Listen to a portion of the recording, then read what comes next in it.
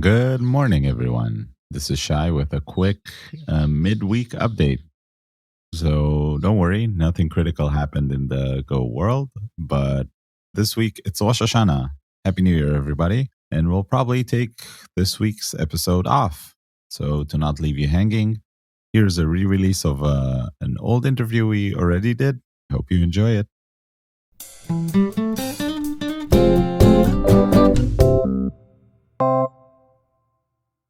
Hey, Shay, I'm trying to write the show notes for this episode, but I can't find the password. Do you have the password for the website? Try A. Okay. Try No, that didn't work. B. B. No, I don't think it's long enough. Try C. C, no. If only someone here on the call was an expert in fuzzing. Oh, hi, John. Hello. I'm not an expert in fuzzing, but maybe I can help you find one. I think you're more of an expert than Shay, so that's probably all we need today. In that I've written a fuzz test. So, yeah, some expertise. That's 100% more than I've written. An infinite percent more than I've written. So, John, tell us who you are and a little bit about what you do. I'm John Arundel. I'm a writer of books, including Go books, and I also teach Go. I also write Go programs, but I don't get paid for that. Oh. If you remember, a few shows ago, we mentioned and recommended John's articles about fuzz testing, which you're writing right now, right? You have like 2 out of 4, if I remember correctly. Yeah, you were more than kind about the articles, which was really just, one of these things where you think, this is a super neat feature of Go that not many people seem to know about. I must tell the world. Mm-hmm. And we're already at 3 out of 4, and I'm really, really excited about number 4. The first one was random testing, and then fuzz tests, and then writing a Go fuzz target, and finally, it's about finding bugs. Well, don't build it up too much. It's not that exciting. But it's slightly exciting. It's worth reading. It's worth reading. I don't want to hype it too much. So if you're a long-time listener, you may remember we mentioned these articles, and here we have the writer. So welcome, John. Thank you. That's so kind. And I don't want to, make too much of it. I didn't invent fuzzing or implement it in Go or anything like that, but I found out about it. And I feel I have a mission to tell the world about neat stuff. That's cool. I'm curious, you said that you teach Go. Do you do that online or in person or self-paced courses? How do you teach Go? Yeah, private lessons online, and I also have a course. Okay. Do you work with companies? Let's say I want to take my R&D group and, let's say move them from Python to Go. Yeah, absolutely. I'd be all over that. Nice. I wanted to ask you about the name of your site. So obviously, if you want to read John's articles or check out his books or any of these kind of things, reach out to him. I think your main site is bitfieldconsulting.com, right? That's the one. That's a really good name. Like, it sticks in my head. But what's the story behind it? Bitfield Consulting. So the consulting part is easy. Yeah, I used to be a consultant for a while, and I wanted a name that was something consulting, to get that across. And I could have used my name, but that's kind of boring. So I thought it'd be nice if it was a computery word, but also kind of sounds like a name, right? It could be Mr. Bitfield. Oh, sure. You never know. I mean, that would be a neat name if you're an IT consultant. It sounds sort of like a James Bond villain. Mr. Bitfield. Yeah. Tragically, I found out somebody else had the same idea before me, and they got the bitfield.com domain. So shame about that. Tragic. But I'm sure their services are equally good. One thing I wanted to ask before we dive deep into, how you teach Go and what experiences you've had there is one more thing about the site. You have a ton of really, really cool icons. Who's doing the art? Oh, there's a really nice repo of Go for Clip Art by an artist called Maria Letra, I think is the name. You'll find that if you Google for Go for Clip Art or something like that. It's really, really high-res ping images and SVGs. So I see a few people using those in the community, but I'm really keen on them. And they make me look great. I had no input whatsoever into the design of those images, but they're beautiful. Oh, there's even a Star Trek one. That fits the theme of my my clip art. It does. Sorry, it does sort of fit, the idea that I'd like to put across, that sort of, some of this material that I'm writing about is a little bit dry maybe, but we can try and make it fun. I mean, I think that's the best way to learn, isn't it? We learn the easiest when stuff is interesting and fun. I want to, start leading you down a track of questions about what's it like teaching Go. But let's start really at the top. Let's say I want to learn Go? Most people who come to you, I assume, are not complete juniors, right? Most people you work with already have experience in software development, right? Oh, I think it's a mix. I mean, some people have lots of experience in other languages, maybe, but just not in Go. Some people have lots of experience in Go, but they still feel like there's more to learn. Sure, we all feel like that. And other people just have no experience of any kind of programming at all, but think it's fun and want to try it. So that's great. I like those people the best. We've talked a lot about whether Go should be the first language someone learns or always the second language. And we've had various opinions on it. We've had Matt from boot.dev, who's also teaching Go, but doing it really in an online course with like gamey sort of thing, hold the opinion that Go shouldn't be the first language, I think. And we've had some people on our Slack, I think it's one of the first conversations we had, who were like, Go is such a good language. It's very simple. It's very easy to read. It should be people's first language so they don't learn bad habits that they need to unlearn when they go into Go. And I'm really curious about your opinion on this sort of idea. It's such a great question. I think I like the implied idea in the question that whether or not it's the first language you learn, Go should not be the last language that you learn. There is a lot of value in knowing more than one language, right? I mean, that's valuable in itself, no matter what that set of languages is. Mm-hmm. Although, I think I've given this advice sometimes to people who say, what are the 10 languages that I should learn? I say, well, it's nice to have some experience, some exposure to lots of different popular languages, but it's also worth diving deep, I think, into one really deeply, isn't it? Or two if you can, but most of us are busy people, so it's hard enough just to do a deep dive into one. Mm-hmm. But it's only when you get to know some language really well, you sort of break through into being able to do good stuff with it. I think so anyway. It's also very circumstantial, right? Like if you have a friend that's your gateway into programming and that friend knows, I don't know, Python really well or PHP really well, doesn't matter what language you want to learn, you should probably learn this language because, the friend, your roommate or whatever, they can help you. Yeah, exactly. And I think it's also about what kind of mind you have, isn't it? Some languages are better suited to certain minds than others. I know people who are highly intelligent, but just for whatever reason, Go doesn't seem to suit them, doesn't think the way they do, So they're not productive with it. So that's fine. They should use the language that they like. Yeah, Go definitely needs to click before you start really working with it. Yeah, I think that's right. And you can correct me on this, but I sort of get the impression from people I talk to, and certainly from myself, that most people's first glimpse of Go, their opinion is probably not that favourable, especially if they're used to other languages. Like when I first saw it, always want to look at some code, don't you, rather than read the publicity stuff. And I looked at the code and I thought, oh, that's ugly.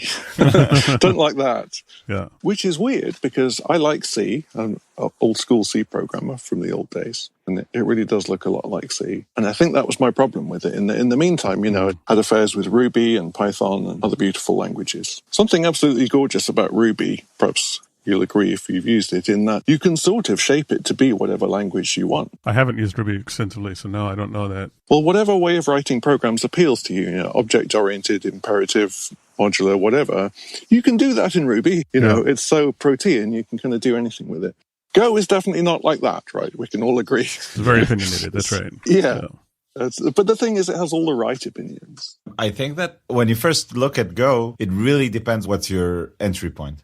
If you're looking at Go from a curious perspective, you just want to learn something cool, I think it's not as attractive as other options today. Like when you start learning Go, a lot of Go people are about fundamentals. You don't have to import a ton of libraries. All the standard tutorials are not about frameworks and libraries and, getting huge projects off the ground with tons of files and decisions already made for you. It's all about the language is very lean. It's very simple. If you want to sort or to get the maximum or minimum of a slice, write it yourself. Here's the for keyword, right? And only now we're adding the sort into the standard library. By comparison, if you're starting to learn, Astro or React or like any of these super heavy Next, or Nuxt or any of these super heavy JavaScript frameworks right now, and the CSS you do with Bootstrap or Tailwind or any of these frameworks, et cetera, it feels like you're getting a lot done and you're learning a lot really fast. But I think that, 2 months in, it reverses. So if your entry into Go is your company's writing Go or you're doing a Go course, I think these people tend to stick and like Go a lot more, whereas people who start with React and Nux and all these frameworks end up stuck with them or even not liking them very much, but still having to do them, and them remaining popular. It's one of the reasons they'll continue doing it. Very true, very true. And I've actually had this experience, training a group of corporate developers. The message from the boss is companies switching to Go. Can you please help train our devs? Certainly, no problem. So sort of introducing myself to the group, I would go around and ask people who they are and say, why are you interested in learning Go? And the answer was, I'm not. And it turned out none of them wanted to learn Go at all. They all thought it was awful and didn't enjoy the prospect at all. But it was that or be fired. So I suppose, Yeah. Why do you want to learn Go? I like eating. Yeah, I was kind of thinking to myself, boy, tough room. Yeah. But there it is. But whether it should be the first language that you learn, to get back to your question, I'm not sure. I mean, Jonathan can maybe weigh in on this as well, because he produced some fantastic content introducing Go to beginners. And it's a tough language to teach, right? I mean, there's some really brain-bustingly puzzling things about it. I mean, sometimes I ask new students, what are the things that you feel least confident about in Go? And you know exactly what they're going to say, right? Sort of, I can imagine, yeah. Pointers is going to come up. Certainly concurrency. And even things like structs and methods and so forth these are fundamental, but if they're not present in the language that you come from, if you're not used to programming, it's really hard, right? It's tough to put yourself in the mindset of someone who doesn't know that stuff, but that's exactly what teaching is, I suppose. I'm curious, John, how did you get introduced into Go, and how long ago was that? What was that story like? Oh, that's a good one. I think, I've been programming basically forever, but a lot longer than many of your listeners have been alive, I'm sure. And some of the interviewers as well. Yeah. When Go was announced, I looked at it, thought, that looks ugly, and it's from Google, so no thanks. Yeah. And, that's my usual hot take on most new languages. It's probably equally bad. Clearly that was a wrong take. And I'm sure I'm wrong about lots of other things, but it hasn't come back to bite me. So, but I was working as a consultant with a company who switched to Go a few years ago. And I was thinking to myself, with one eye on the business, sort of thinking, well, if they're all doing Go and I don't know anything about Go, I'm not going to be relevant. So they might think, why are we still paying this guy? What's he for? So I thought I'd better learn something, get myself a book and read over the weekend. And consultants are always good at mugging stuff up quickly so they can sound authoritative about it. Right. And I never stopped. Okay. So that, and I had a really tough time. I don't know whether you did when you first tried to write Go programs, but I think most people find it. I certainly had a hard time with certain aspects of it, for sure. Yeah. I came from Perl primarily. And so, the idea of, I was using the empty interface everywhere because I didn't know how to think in the right terms, in Go way, because in Perl, everything's a mungible type. It's just a thing. I want dynamic typing. Yeah, let's just make everything empty interface. That'll make my programs much clearer. Yeah. I'm glad I don't do that anymore, but that was one of the first mistakes. And then trying to wrap my head around the idea of composition instead of inheritance took a while. And I see that all the time. Anybody who's learned classical object-oriented programming, regardless of the language, they have that problem with Go all the time. Yeah, for sure. I came in from the other side. I started working with Go as a team leader. And in the army, you're talking about consultants needing to sound authoritative. Imagine getting a team of 10 developers that you're commanding. You haven't used Go before, you haven't written a web server before, and now you're commanding the team. Right. That was rough. I was trying to understand what I was reading and making decisions. Luckily, the team itself, they were super gracious about it, and they taught me everything I needed to know really fast. So my experience with Go was of an initial embarrassment. I came from a C++ background. So structs, I read that struct. I was, okay, I'm home. But then I'm where's the implements and where's the templating and where are all my features? I need my language to be smarter than me. Why is the language so simple? What are we wasting our time on if we're not trying to figure out the pre-processing macros and templating? Yeah. And I figured that it's just writing code, business logic and then making value and stuff like that. Exactly. I mean, I think maybe it's a big advantage in some sense if you're not sort of a computer science professor and you know all about the theory of programming language design and so forth. Because if you did, you'd be upset with Go, thinking, where is everything, right? Where's all the good stuff we've been writing papers about for the last 30 years? They seem to have left it out. Maybe they just didn't read the literature. Yeah. I highly doubt they didn't. They did read it, and they didn't like it. So they said, we're not having that. So you said that you used to be a consultant. I guess that's in the past now. Is teaching and writing about Go your full-time job at this point? Yeah, well, I think I found that the part of the consulting that I always enjoyed most, I mean, I'm the kind of guy who likes to fix problems. I'm sure we all are. That's how we got into this. And I found the most enjoyable part of the consulting was sort of teaching people how to fix stuff themselves. I mean, I can parachute in and fix your survey, but the more interesting thing for me is how do I make it so they don't need to call me back the next time it crashes. Maybe explains why I wasn't a huge success as a consultant, because I never got any repeat business. I taught everybody how to fix their own problems and build a self-healing system, and they never needed me. But that's fine. And I found, the fun bit for me is teaching people about neat stuff and seeing them get it and the light bulb go on and they get excited and they're like, wow, I can do a load of cool stuff. I love that. So I decided I'm just going to do that. Cool. And I guess it's working well for you. So that nice to have a success story. Yeah, I still really enjoy it. It's so much fun. I realized after a while there's only so much, there's only one of me. I can't can't teach everybody. So if I want to reach more people, I'd better write a book. So that's why I did that. And now you have many of them. Yeah, you did that 7 times. Yeah.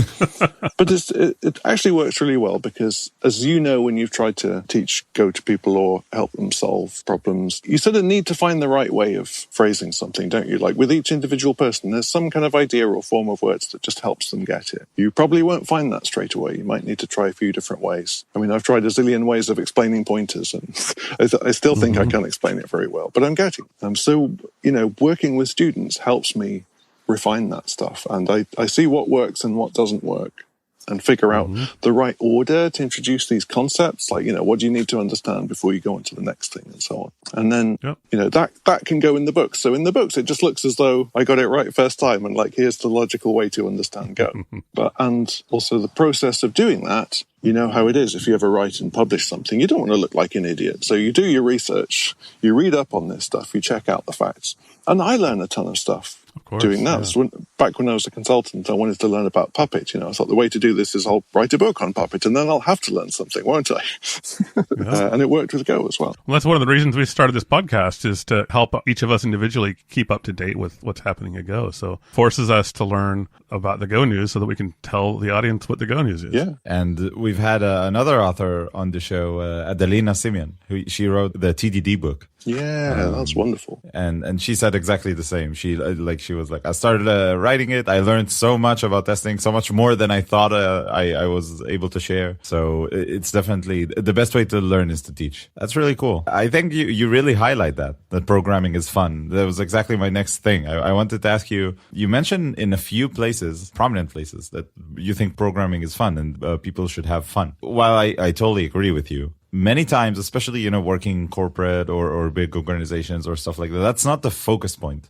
Like if you would ask 50 VP R&Ds right now, especially, not when the interest is 0%, but when the economy what it looks like, what do they care about in their employees right now? I think they would say velocity, quality, and I think they would get to, them showering before them having fun. Yeah, that's a good point. Yeah, I'm wondering why it's so highlighted for you. Well, I know it sounds like one of these motherhood and apple pie things, like who doesn't think programming is fun? But as you say, VPs don't. And unfortunately, a lot of working programmers that I meet don't feel it's fun. That's partly because perhaps when I was a little kid, I would play with computers and write programs in BASIC and things like that, and just never stopped doing that really. So it started as fun for me, and thankfully has never stopped being. But a lot of people, I think they just see it as, it's a decent career, well paid, the right sort of set of skills to learn, isn't it? And they go into it. But perhaps, I've got to be careful what I say, perhaps they spend their whole life sort of programming TypeScript frameworks and things, and there's not a whole lot of fun for them. So they just think, this profession kind of sucks. I think that's such a shame. And also, I've noticed the students I have who make the quickest progress and become the best software developers are the ones who are having fun. The more fun they're having, the better programs they're writing, and the more programs they write, so the better they get at it. I mean, if something's not fun, you're not going to do it.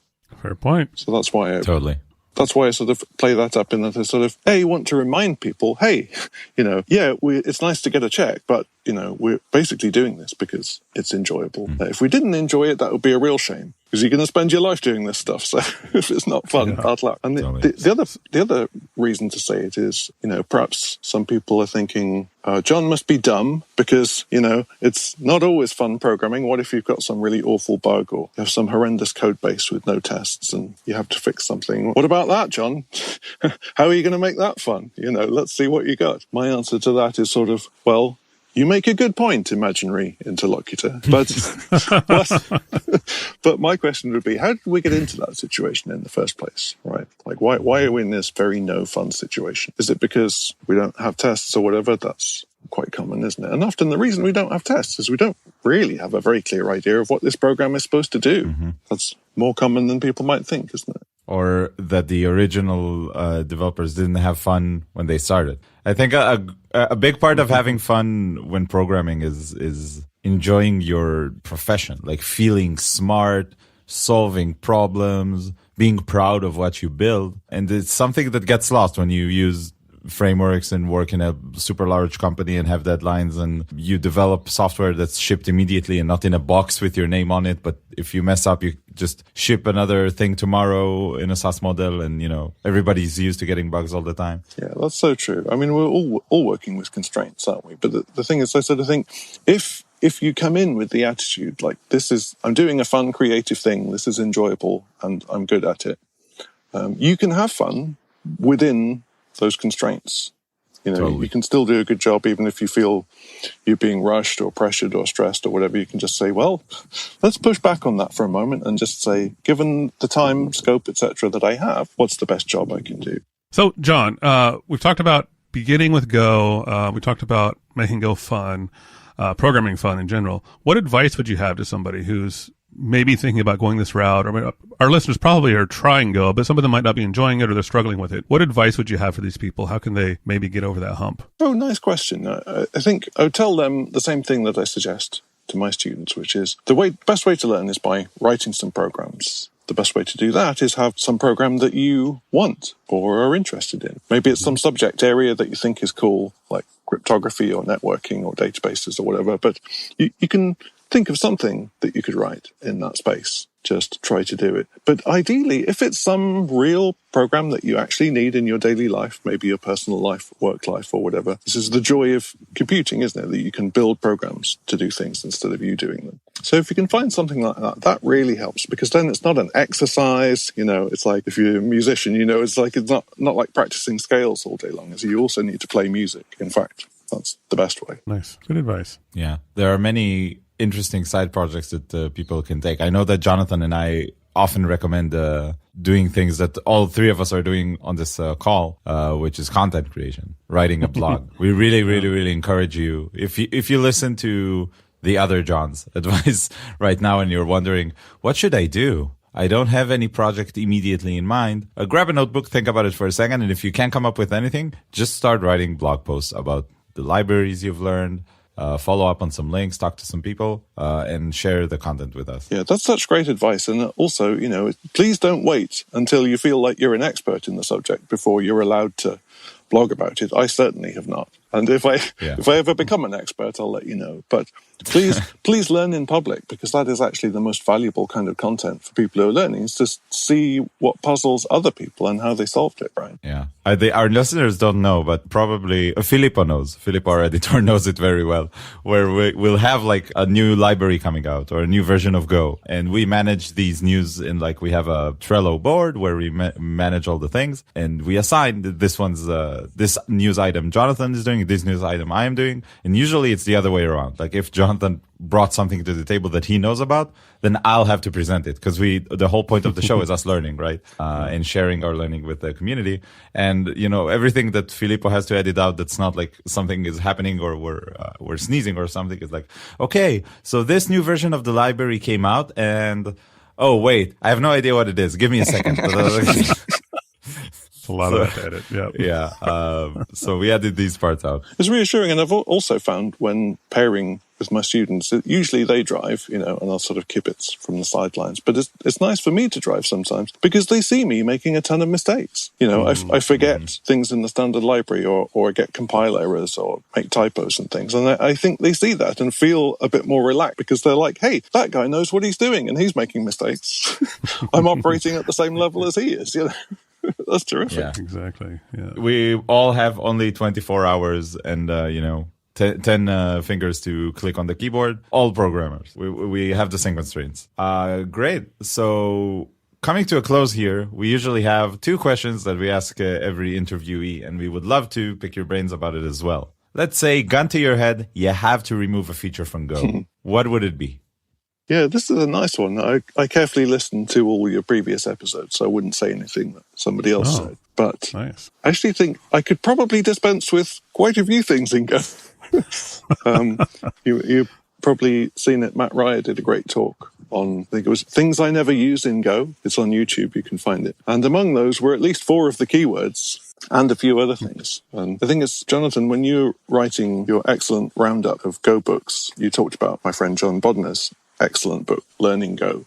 That is really terrific. In fact, I'm furious about it because it's the book I really wanted to write and he did it. So, but nonetheless, and you said one thing he does is he covers everything. It is comprehensive. If it's in Go, it's in that. And I haven't done that with my books. And that's on purpose because I found if you try to teach people everything, they just don't take it in, right? It's too much. So I politely don't mention things which, in fact, they won't really need to know about. Complex number types built into Go.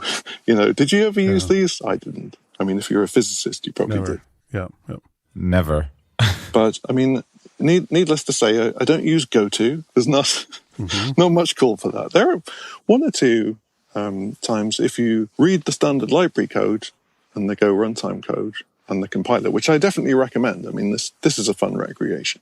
As long as no one's going to quiz you on it, if you just read it for enjoyment. You sometimes see GoTo used, and then I'll sort of stop and figure out, obviously they know what they're doing, so is there a good reason for this? Oh, I guess there is, because it's awkward to break out of this loop, 3 nested loops or something like this. But, we probably shouldn't have GoTo just in case someone uses it. And I think something that causes no end of pain and confusion, at least for my students, is the colon equals short declaration form, right? This is, even the Go designers themselves, I think, have said that was probably a mistake, but it just seemed like a good idea at the time. Because, you can introduce shadowing and you can get this weird effect if you're assigning 2 variables, like something and maybe one of those is already defined, but the other one isn't. Yeah. I always thought about the walrus operator as more of a branding move than a computer science move. It's like the first thing you need to do usually in programming, tutorials, it's hello world, right? And then you put the hello in a variable and you print that. And then you're like, oh, Go has the walrus operators. Okay, that's how this language is different. Yeah, I mean, I absolutely love it because I would be super annoyed to have to write var such and such equals every time. That's no fun. But at the same time, this happens a lot, doesn't it? That's something that seems like a really nice, free, extra bonus feature just introduces confusion because now there's 2 ways to do it. And people say, well, should I use colon equals or should I use var or whatever? And now you have to know about that. And the other thing is anytime you get some really weird, really horrible bug in your Go program, it's probably either due to a channel, right, or a deadlock, or it's something to do with the walrus operator having shadowed some other variable inside a loop or something. Yep. When you defer a thing and you declared it in one way. We covered something recently. I think it was time since. You shouldn't defer the time since things. Right. It's I think that the fact that you get these bugs in Go is maybe more of an achievement of the language than a drawback, because you wouldn't even get to these bugs so fast in languages, in other languages, at least in my experience. Oh, definitely. I mean, you can make too much of this, can't you? You can say, oh, there's a construct in Go that allows you to write bad programs. Shock horror. Yeah. Thank goodness no other languages have those. Yeah. So you pretty much covered the entire field for the rest of our interviews, because you said everything in every single book should stay. And other than these tons of features, so all our next interviews, all they have to do is either agree or disagree with you. But here's a more open-ended one. If you could cop a feature from a different language, and put it into Go? What would the feature library, I don't know, community thing, whatever, what would that be? Yeah, that's a great question.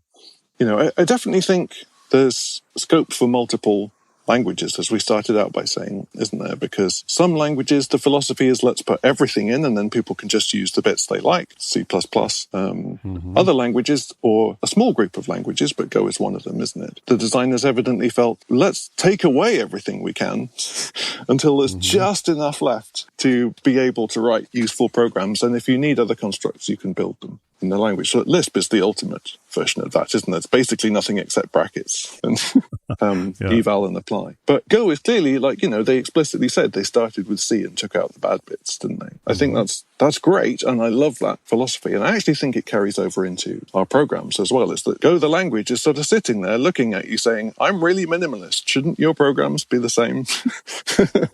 Stop building so much and over-abstracting and all of this kind of thing.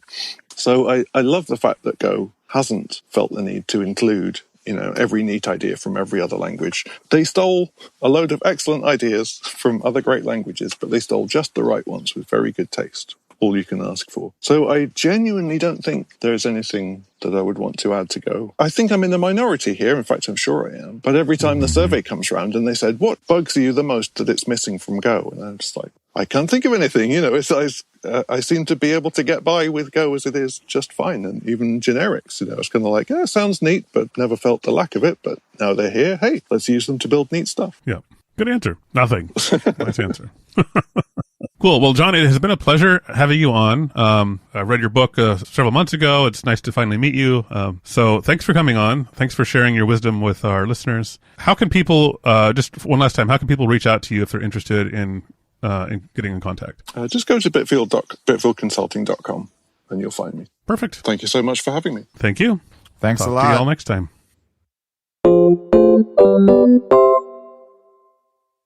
A big thanks to John for coming on the show. Thanks, John. I first became aware of John when I was reviewing books for Go beginners. I had scoured Amazon, and his books weren't there. And the reason is because they're self-published. So one of my readers or watchers, I published on YouTube and on my blog, pointed me to his books. So I checked out his books, and they were great. And especially if you're a beginner to programming in general, his book, For the Love of Go, is a great book. And he's a fun guy to talk to, very knowledgeable, and has some great insights to share with us. So thanks, John, for coming on, and thanks for everything you're doing for the Go community in general, and just the programming community, even in a larger sense. So really appreciate that. Thanks for taking the time to talk to us today. Yeah, we need more friendly people like John in the industry.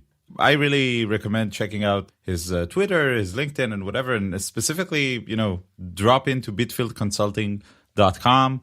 Grab an article and read it. They're all good. And I'm sitting on the edge of my seat here. Well, actually, that's a lie. Jonathan knows that I have a standing desk, so I'm standing. Yeah.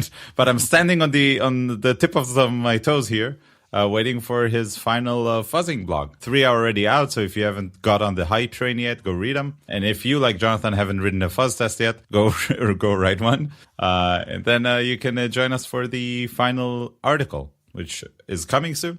Very good. Thanks a lot, John. Talk to you all next week. Have a great week. Bye.